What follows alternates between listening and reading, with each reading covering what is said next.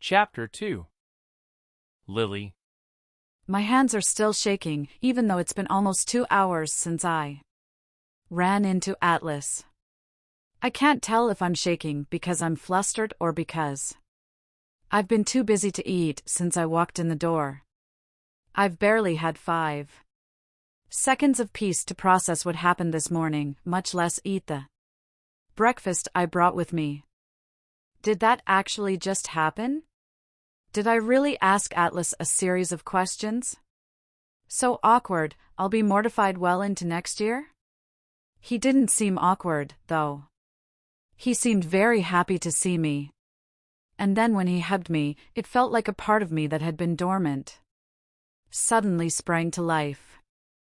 But this is the first moment I've had to even take a bathroom break.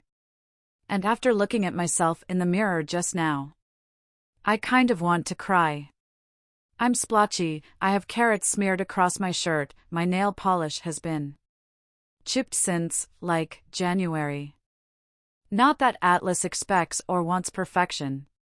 It's just that I've imagined running into him so many times, but not one of those fantasies starred me bumping into him in the middle of a hectic morning, half an hour after being the target of an 11-month-old with a handful of baby food.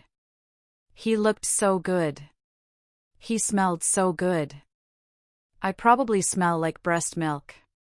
I'm so rattled by what our chance encounter might mean, it took me twice as long to organize everything for the delivery driver this morning. I haven't even checked our website for new orders today. I give myself one last look in the mirror, but all I see is an exhausted, overworked single mom. I make my way out of the bathroom and back to the register.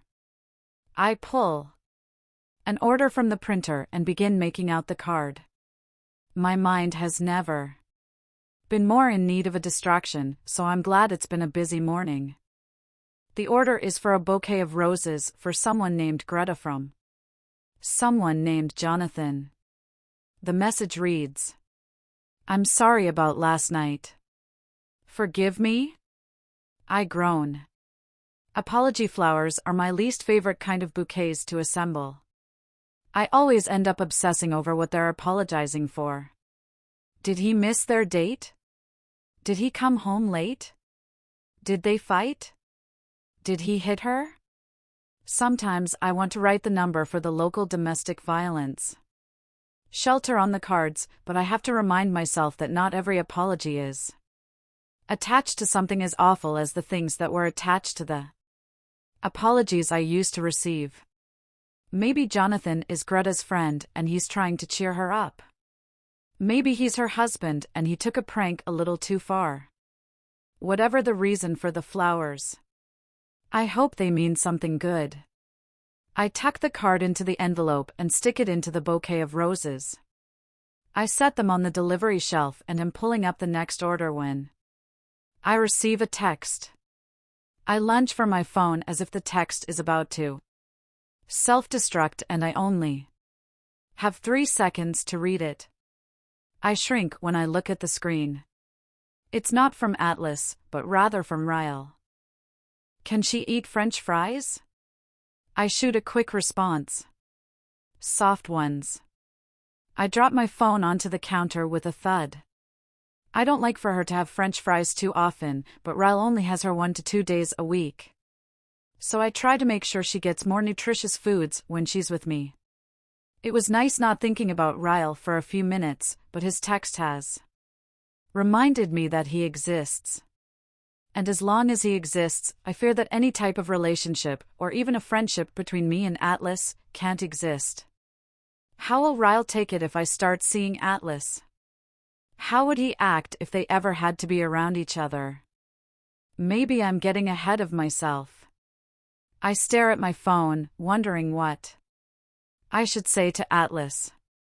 I told him I would text him after I opened the store, but customers were waiting before I even unlocked the door. And now that Ryle has texted, I've gone and remembered Ryle exists in this scenario, too, which makes me hesitant to text Atlas at all. The front door opens, and my employee Lucy finally walks in. She always seems so put together, even when I can tell she's in a bad mood. Good morning, Lucy. She flicks hair out of her eyes and sets her purse on the counter with a sigh. Is it? Lucy isn't at her friendliest in the morning. It's why my other employee, Serena, or I usually work the register until at least 11 while Lucy puts arrangements together in the back. She's much better with customers after a cup or 5 of coffee. I just found out our place cards never arrived because they were discontinued, and it's too late to order more. The wedding is in less than a month. So much has gone wrong leading up to this wedding, I have half a mind to tell her not to go through with it. But I'm not superstitious. Hopefully she isn't either. Homemade place cards are in style, I offer. Lucy rolls her eyes. I hate crafting, she mutters. I don't even want a wedding now. It feels like we've been planning it for longer than we even dated. That's accurate. Maybe we'll just call it off and go to Vegas. You eloped, right? Do you regret it? I don't know which part of all that to address first. How can you hate crafting? You work at a flower shop. And I'm divorced. Of course I regret eloping. I hand her a small stack of orders I haven't gotten to yet. But it was fun, I admit. Lucy goes to the back and starts on the rest of the orders, and I go back to thinking about Atlas and Ryle and Armageddon, which is what the two of them in my brain at the same time feels like. I have no idea how this is expected to work. When Atlas and I ran into each other, it was as if everything else faded away, including Ryle. But now Ryle is beginning to seep back into my thoughts. Not in the way thoughts of Ryle used to occupy my mind, but more in a way that feels like a roadblock. My love life has finally been on a straight path with no bumps or curves, basically because it's been non-existent for well over a year and a half, but now it feels like there's nothing but rough terrain and obstacles and cliffs ahead. Is it worth it? Of course Atlas is worth it. But are we worth it? Is us potentially becoming a thing worth the stress it would inevitably bring to all the other areas of my life? I haven't felt this conflicted in so long.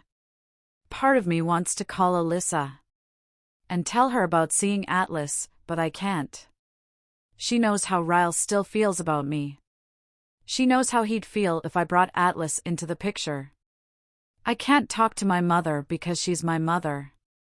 As close as we've become lately, I'd still never freely discuss my dating life with her. There's really only one woman I feel comfortable talking to about Atlas. Lucy? She appears from the back, pulling an earbud out of her ear. Did you need me? Can you cover me for a while? I need to go run an errand. I'll be back in an hour. She makes her way behind the counter, and I grab my purse.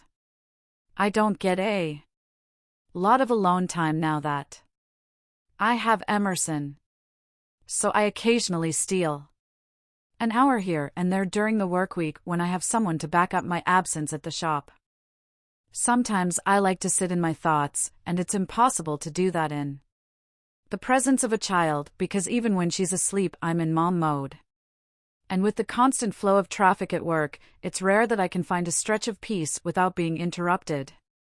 I've found that being alone in my car with my music on, and occasionally a slice of dessert from the Cheesecake Factory, is sometimes all it takes to sort through the knots in my brain. Once I'm parked with a clear view of Boston Harbor, I lean my seat back and grab the notepad and pen I brought with me. I don't know if this will help as much as dessert sometimes does, but I need to release my thoughts in the same way I've done in the past. This method has helped before when I need things to fall neatly into place.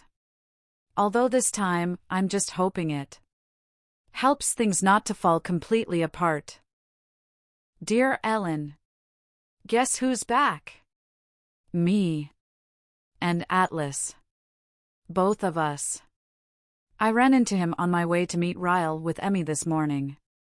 It was so good to see him. But as reaffirming as it was to see him and to know where we both stand at this point in our lives, it ended a bit awkwardly. He was having a minor emergency with his restaurant and was in a hurry. I was late opening the store. We parted on the promise that I would text him. I want to text him. I do. Especially because seeing him reminded me of how much I miss the feeling I get when I'm around him. I didn't realize how lonely I'd been feeling until those few minutes with him this morning. But since Ryle and I divorced, oh, wait. Wow. I haven't told you about the divorce. It's been way too long since I've written to you. Let me back up. I decided my separation from Ryle should be permanent after giving birth to Emmy. I asked him for a divorce right after she was born. I wasn't attempting to be cruel in my timing. I just didn't know which choice I was going to make until I held her in my arms and knew with every fiber of my being that I would do whatever it took to break the cycle of abuse. Yes, asking for a divorce hurt. Yes, I was heartbroken. But no, I don't regret it. My choice helped me realize that sometimes the hardest decisions a person can make will most likely lead to the best outcomes. I can't lie and say I don't miss him, because I do. I miss what we sometimes were. I miss the family we could have been for Emerson. But I know I made the right decision, even though I sometimes get overwhelmed by the weight of it. It's difficult because I still have to interact with Ryle. He still possesses all the good qualities I fell in love with, and now that I'm no longer in a relationship with him, it's rare. I see the negative side that ultimately ended our marriage.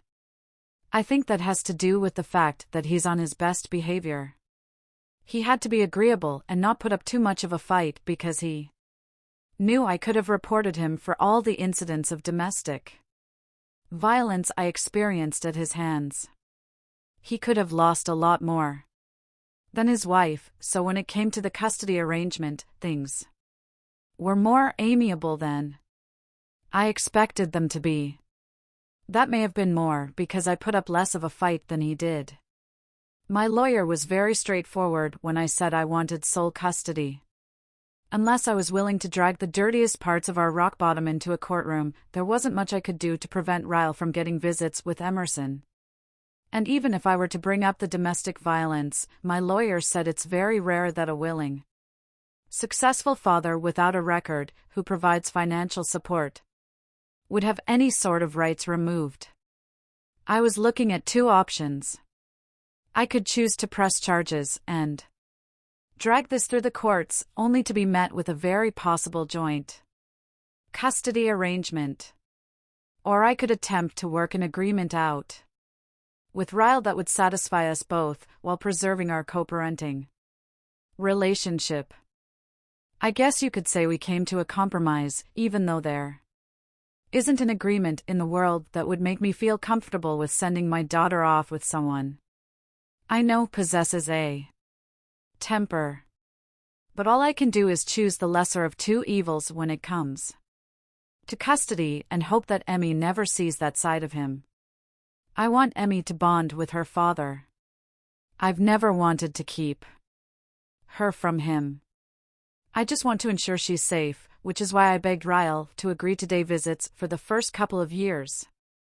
I never told him outright it's because I don't know that I fully trust him with her. I think I might have blamed it on my breastfeeding situation and the fact that he's on call all the time, but deep down I'm sure he knows why I've never wanted her to stay with him overnight. The past abuse is something we don't talk about. We talk about Emmy, we talk about work, we plaster on smiles when we're in the presence of our daughter.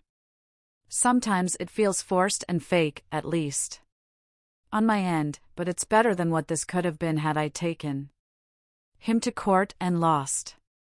I'll fake a smile until she's 18 if it means I don't have to share custody and potentially expose my daughter to the worst parts of her father on a more regular basis.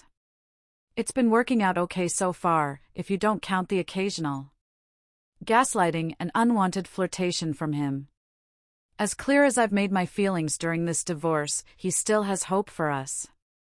He says things sometimes that indicate he hasn't fully let go of the idea of us.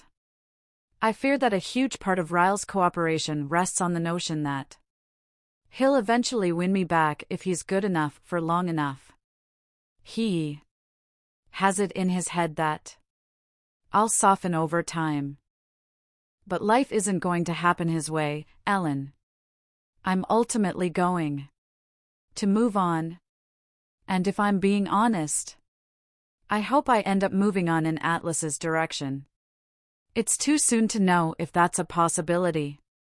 But I know for a fact I'll never move back in Ryle's direction, no matter how much time passes. It's been almost a year since I asked Ryle for the divorce, but it's been almost 19 months since the fight that ultimately caused our separation. Which means I've been single for over a year and a half. A year and a half of separation between potential relationships seems like plenty of time, and maybe it would be if it were anyone other than Atlas. But how can I possibly make this work? What if I text Atlas and he invites me to lunch? And then lunch goes wonderful, which I'm sure it would, and lunch leads to dinner? And dinner leads to us falling right back into step with where we left off when we were younger?